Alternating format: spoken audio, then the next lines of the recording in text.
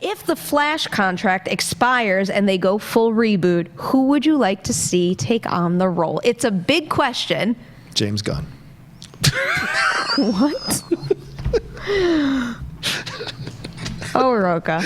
Oh, Roca. There's a lot of choices. Yeah, there is. There's a lot of young actors rolling around out there. Who would you like to see, Jay? Don't do this. Don't do that. Because it's a lot of actors out there. And I'm trying to think, who would I like to see to play that same type of Flash? You want my out-of-the-box thought? Andrew Garfield. I would love to see Andrew come back. I think he's... He'd be perfect. Are you high? No, he'd be perfect. Are you high? Did you not see Amazing Spider-Man and Amazing Spider-Man 2? And he's good in it. The film itself is not good, but he's good in it. And you feel the Gwen Stacy stuff all through it with him and Emma.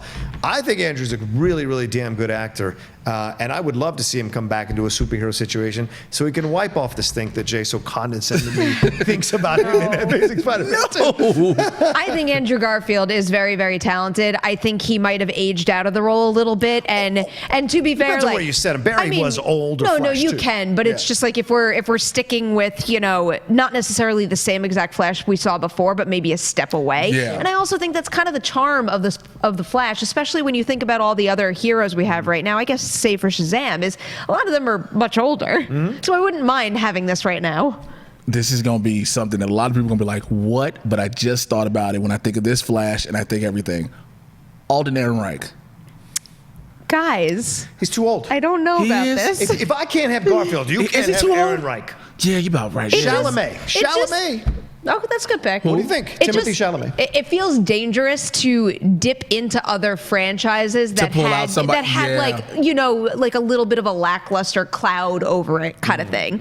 Okay, the name I'm going to throw out there is someone who I think is freaking phenomenal, and you need to see this movie that he had debut at Sundance called Loose, and it's Kelvin Harrison Jr. Okay. He is hands down one of the best of his generation right now, and I've seen him in a couple of other things. The first thing I caught him in was It Comes at Night, that A24 movie that came out back in, I believe, 2017, and he was so good in that. I remember writing my review and just gushing over his performance, and then when I saw him in that movie Loose, which is a really, really challenging role for a young actor, he just nails it across the board, and I think he's capable of just about anything.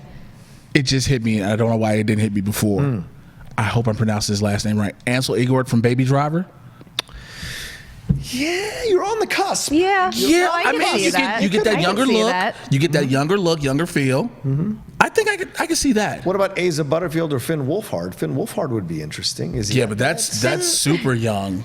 Okay. It's super young, but I think he could probably do it. It's just like I keep seeing all the franchises that Finn Wolfhard is attached to at this point. Fair. I'm like, have a childhood, kid. I would love them to make it a African American. I'd love to see a young black actor. So do a Wally West. Yeah, do a Wally. Well, no, you can keep him Barry Allen. Nothing says it has to be a white Barry Allen. So you could really make a bold step forward and put his story. The story is universal. Absolutely. So you could make it that way.